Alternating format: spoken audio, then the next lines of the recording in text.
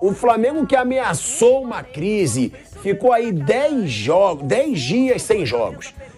Cheio, aquilo que a gente fala de semana cheia, pra treinar, pra ganhar condicionamento físico. Quando volta, vem aquele papelão que você mesmo descreveu, definiu aqui como vexame contra o Red Bull Bragantino, que foi uma das piores atuações do Flamengo nos últimos anos. Um baile do Bragantino que poderia ser mais do que 4-0. Foi pouco, o Matheus Cunha ainda agarrou bem. Aí veio uma atuação ruim contra o Santos, mas ganhou. E agora, Mauro, uma atuação boa contra o Alcas, eu não digo excelente porque é o Alcas, e uma boa atuação também contra o Fortaleza. Enfim, rapaziada, esse vídeo já vai continuar. Mas antes eu vou te pedir pra você que não é inscrito no canal e é flamenguista, tá se inscrevendo e ativar o sino da notificação. E se você ainda não deixou o like, tá podendo deixar aquele like, tá bom? Se você quiser pode estar pulando essa parte aqui que não vai ter eleição pra vocês. Mas é isso que eu vou estar pedindo pra vocês. E outra coisa, mano, quem tá concordando com o que o Pilar tá falando, rapaziada, compartilha pra seus amigos, pra eles também tá vendo essa notícia, essas coisas que vem acontecendo no Flamengo. Se você quer receber mais vídeos como esse, se inscreva, não perca tempo, tá? Clique no botão inscrever-se aqui embaixo, ativa o sininho da notificação para você receber a notificação quando sair vídeo novo. Vocês não vão estar perdendo nada. Isso vai estar ajudando meu canal e vai estar ajudando todos nós flamenguistas a crescer juntos, tá bom? Então é isso. Eu vou estar deixando vocês continuar com o vídeo. Espero muito que vocês gostem, tá? Sempre tem vídeo novo aqui no canal, tá? Amanhã vai ter vídeo de novo, como hoje teve, como ontem. E é isso, tá, rapaziada? Bora, vou tá dando continuidade aqui pra vocês com o vídeo. Isso se você não deixou o like, deixa o like, se inscreve, ativa a notificação. Bora pro vídeo. Tamo junto, hein? De coincidência, Bruno Henrique não foi titular no último, mas entrou. Mais uma vez jogando bem. Eu sou suspeito porque eu sou muito fã do Bruno Henrique. Eu acho ele dessa geração o principal. É o cara que eu sempre falei, cara, tá difícil. Bruno Henrique pega, vem uma jogada de profundidade, ou dá assistência, ou finaliza. Diz muito essa volta do Bruno Henrique pro momento do Flamengo. O que você pensa? E o Arrascaeta voltando a jogar, né? Ele até falou depois do jogo, recuperando a melhor forma física.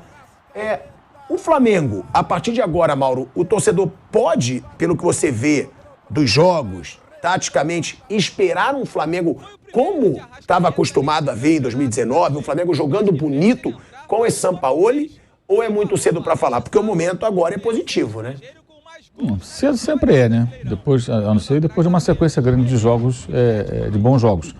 Eu acho que o Bruno Henrique ele tem um impacto, assim, impacto para ele e impacto para o time, dando opções que ele oferece que outros não têm a mesma característica. E pelo tamanho que ele tem no clube, a história que ele tem. Não acho que seja a presença dele que mude o comportamento do Arrascaeta. Mudou do Arrascaeta porque está treinando, está sendo cobrado, foi questionado. Aliás, tem gente que não entende isso. Quando você questiona o Arrascaeta, quando ele está mal, não significa que está dizendo que ele não serve, que ele tem que ir embora. Não, está se questionando porque está jogando pouco, mal preparado fisicamente e jogando mal. Sábado ele correu mais, fez 4 desarmes no sábado, jogou muito bem, deu assistência, fez gol. E quando saiu, claramente não saiu de andador, que estava exausto. Não, ele saiu porque faltavam 15, 14 minutos. O técnico falou, vou guardar esse cara um pouquinho, põe um cara descansado, pensando em minutagem, mas se fosse preciso, claramente ele tinha condições de seguir em campo. Então, me parece que essa sequência de treinamentos e tudo, os questionamentos ao comportamento, escolha de jogos, tiveram um certo impacto. O Gabriel mesmo também roubou bola, fez o gol, estava jogando com muita exposição, até que se machucou, e aí saiu para tentar o Pedro jogou bem. E o Davi Luiz foi espetacular, foi a melhor atuação dele desde que voltou ao futebol brasileiro. Ele não perdeu nenhuma disputa, ganhou por cima, por baixo, coberturas, jogadas de velocidade, interceptações. Foi uma atuação incrível do Davi Luiz. Fiquei impressionado como ele jogou bem. Ele entrou no lugar do Léo Pereira no primeiro tempo. Ele não perdeu nenhuma bola. Nenhuma bola. Que ele é um zagueiro acima da média do futebol brasileiro, ele sabe. Agora é um jogador já veterano e tinha cometendo muitos erros, ou atuações muito comuns. Mas foi muito bem ele. A gente vai ver agora a declaração do Sampaoli sobre essa semana importante que virá pela frente. Porque o Flamengo não poupou, como fez o Palmeiras Abel Ferreira. E o Flamengo vai ter... Ele está revezando os caras. Ele não está poupando assim, um time inteiro. Mas ele está revezando. Quarta-feira não dá para apostar. Mesmo que o Gabriel esteja em condições, se vai ser Gabriel, Pedro. Se o Bruno Henrique não começa. Cebolinha não jogou, será que volta? Tem isso também, né? Ele está revezando bastante. Ele não vai ter o Pulga contra o Palmeiras, então o Pulga vai jogar quarta-feira. e no sábado não joga. Pôs o Felipe Luiz no final do jogo no meio campo, fez a minha experiência. Pode ser que quando o Palmeiras jogue o Felipe Luiz no meio campo. Não tem um time titular, né, o São Paulo? Essa é a questão, não tem. Ele está revezando os jogadores. Mas ele não repete, ele mexe bastante. 4, 5 mudanças a cada jogo. Eu acho que essa é a questão. A gente não vai ver, dificilmente a gente vai ver assim, o Flamengo reserva, porque não tem. Está tudo muito misturado, ele está circulando bastante. Ele é assim, né? Sempre foi assim. E aí a gente vê aí que tem um Flamengo, né, que vai ter essa semana decisiva. E o São Paulo falou sobre isso. Porque o Flamengo vai ter o primeiro jogo da Copa do Brasil no Maracanã contra o Atlético Paranaense. E aí é um jogo importantíssimo, porque lá é difícil. O Flamengo não tem um bom retrospecto na Arena da Baixada. Quase nenhum time, eu acho, que tem um bom retrospecto na Arena da Baixada. Né? O primeiro é no Maracanã. Depois lá na Arena. Depois na Arena da Baixada. Pior ainda. É um jogo importantíssimo, porque o Flamengo precisa fazer a diferença. E depois o Flamengo vai ter ainda o Palmeiras pela frente no Allianz Parque. Ou seja, a semana do Flamengo é bem complicada. Vai ter esse jogo em casa, onde ele precisa fazer uma vantagem contra o Atlético Paranaense na Copa do Brasil. Um rival que o Flamengo sempre pega em mata-mata, impressionante. Quinta Copa do Brasil seguida. E onde é muito ali, o duelo é muito equilibrado. O Flamengo agora tira um pouco desse equilíbrio porque ganhou o principal, que foi a final da Libertadores. A gente vai voltar agora para a Rádio Jovem Pan, para aí sim escutar o Sampaoli. De volta, hein? De volta à Rádio Jovem Pan, agora na rádio e no YouTube, o Sampaoli. Recente a essa sequência do Flamengo, um Fla-Flu depois do jogo de volta do Atlético Paranaense. Ainda vai ter Fla-Flu. Atlético, Palmeiras, Atlético e Fluminense. Ou seja, são 4 jogos aí que o Zé lembra aqui que são barra pesada para esse Flamengo. O Sampaoli fala dessa semana importante que virá pela frente, falou também sobre a vitória do Fortaleza e ainda falou sobre mudar a característica do Pedro, hein? Vamos escutar aí o Sampaoli. Sí, una semana importante. Hoy es un triunfo muy importante para preparar el juego de cuarta-feira, que es un juego de eliminación contra un time que es muy fuerte en ese tipo de eliminación. Entonces, fortaleciendo algunas cosas para que el time tenga más seguridad en el campo. Hoy sí generó muchas situaciones de gol y bueno, y como falaba, creciendo, aprendiendo a disfrutar del juego y bueno, feliz por esta victoria.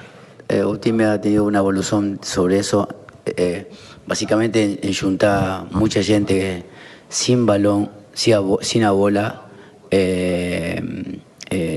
perto de la bola. Hay una mayoría en la intención de poder lograr un team muy compacto, muy sólido y que no sufra lo que apenas yo llegué aquí pasaba, un equipo que estaba con ciertas fragilidades y que lentamente, progresivamente, el team va avanzando también en eso. Con relación a Pedro, usted tiene razón. Yo propuse a él que empiece a encontrar espacios anteriores y no sea un jugador tan fixo, que tiene mucha capacidad técnica, Pedro, para poder jugar encontrando espacios. Es más, lo está haciendo con mucha inteligencia, pero algo nuevo para él.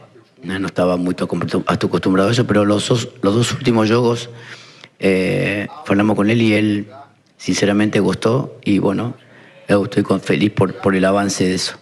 Olha aí, ó, o Sampaoli falando, a gente já esperava, né, Bruno, que o Sampaoli fosse cobrar isso do Pedro. Que ele quer que o Pedro busque espaços, não seja um jogador tão fixo. Ele tem muita capacidade técnica para poder jogar encontrando espaços e mais. Ele está fazendo com muita inteligência. Ou seja, ele não quer o Pedro, aquele jogador de área exclusivamente. Ele quer o Pedro se movimentando. O Sampaoli realmente isso. Se você olhar a carreira dele, ele muitas vezes não usou um jogador de área assim, específico. O Pedro, inclusive, foi a Copa do Mundo que o Tite queria ter uma opção de área. Mas o Sampaoli, ele é um treinador que gosta de ter jogadores que se movimentam mais. Se você lembrar o ataque da seleção chilena que ele dirigiu, tinha Alexis Sanches e Eduardo Vargas, 2 jogadores mais de movimentação. No Santos, Ele adaptou o Eduardo Sacha como centroavante, né? O Eduardo Sacha não era exatamente um centroavante. No Santos, com ele o Sacha passou a ser um centroavante, porque tem outra característica, sai da área, movimenta, pode jogar até um pouco mais atrás ou até pelo lado. Então o Sampaoli, ele quer que o centroavante participe mais do jogo, não só para finalizar, não só para dar o último toque ali. E o Pedro acho que tem capacidade de fazer isso, né? O Pedro não tem a mesma mobilidade que o Gabigol é um jogador com outra característica, mas o Pedro tem essa capacidade. E me parece claro que nesse momento, com a Arrascaeta de volta, o Gabigol e o Pedro estão brigando por um lugar na equipe, o que não quer dizer que daqui a pouco não possa mudar. O Sampaoli roda bastante. Mas pelas escalações dele, desde que o Arrascaeta passou a jogar com mais frequência, Gabigol e Pedro vão revezar entre eles ali. Dificilmente ele vai... Você acha que não combina com o Sampaoli jogar Gabigol e Pedro juntos? Que não. Quando o Arrascaeta não estava, ele até usava os dois. Mas eu acho que ele vê o Arrascaeta mais como um meia próximo dos atacantes do que como um meia para jogar mais atrás, articulando. Então, como ele coloca o Arrascaeta quase como um atacante, eu imagino que entre Gabigol e Pedro ele vai sempre usar um ou outro. Principalmente porque o Gerson já não é mais escalado como segundo volante.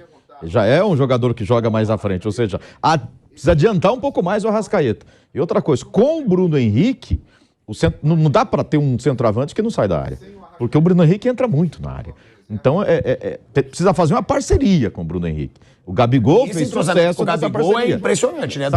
Mas com o Pedro eles funcionam bem também, mas desde que o Pedro também troque de posição com o Bruno Henrique em determinados momentos, né? Saia da área para fazer a jogada.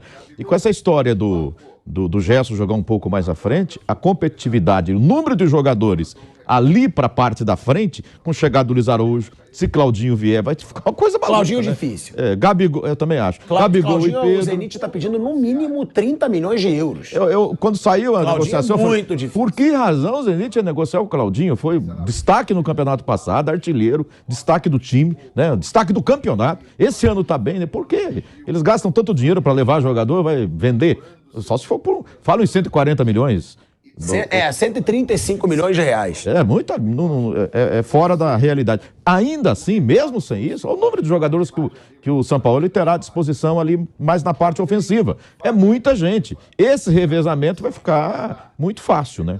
Para ele fazer. Agora, tirar alguns jogadores, você estava falando ali do desempenho do Bruno Henrique. A melhor notícia da semana foi o Bruno Henrique. Melhor reforço do Flamengo. Pela atuação contra o Alcas chegou Luiz Araújo, e sábado. Alan e Rossi. O Flamengo já reforçou 3. Então foi isso, nação. Não se esqueça de se inscrever aqui no canal e deixar seu like para nos ajudar. Compartilhe também o conteúdo para outras pessoas, amigos, familiares. E deixe aqui no comentário o que você achou sobre esse vídeo.